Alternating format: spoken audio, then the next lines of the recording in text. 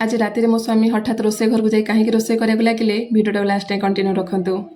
आज राति हठात मो देह खराब हो मत बिल्कुल भी इच्छा ना रोसे करने। हठात स्वामी आसी कहले तुम्हें आज आराम कर, आज राति खाइबारे मु तुमको नयागढ़ फेमस ओल्ड टाउन आलू चप बन खाया देवी। ये कही से रोसे घर चलीगले आलू सीझापी। आलू सीझीगला गोटे सैड्रे रखी कि समय ठंडा हाँक छाड़देले। गोटे कड़े गरम कर अल्प कि सोरिष तेल दे पंचफुटन आ भृसंग पत्र छुंक मारे। देन कि रसुण आ कंचा लंका भृसंग पत्र कि छेचा बन आड कले।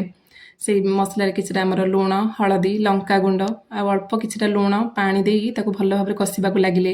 मसला कषिगला से रखाई आलू को चकड़ी से भल भाव से मसला सहित आलू को कषा लगिले। आलूटा से पर्यंत कषा हम जेम जो पानीटा देते से पानीटा जमी सुखा लगे। देन आलू मसला होगा रेडी।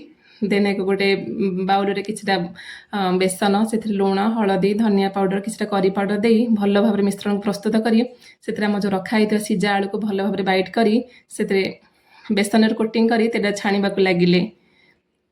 जेहेतु से आज नुआ नुआ बनाऊे से कष्ट होता किंतु हाँ बहुत भल होता आलू चपटा। देन किसी समय एपट सेपट कलापर रेडी हो गला नयागढ़ फेमस ओल्ड टाउन आलू चप। सतरे आलू चपटा बहुत भल होता। से सीना आज प्रथम थर बनई किंतु एत टेस्टी होता आलू चपटा खाई भी पूरा मजा आसीगला। कहुए ना ओडिया मानकर खाइबा सबुठ बढ़िया, माने ओडिया मानक जहाँ भी खाइबा थाए सबुठ बढ़िया थाए।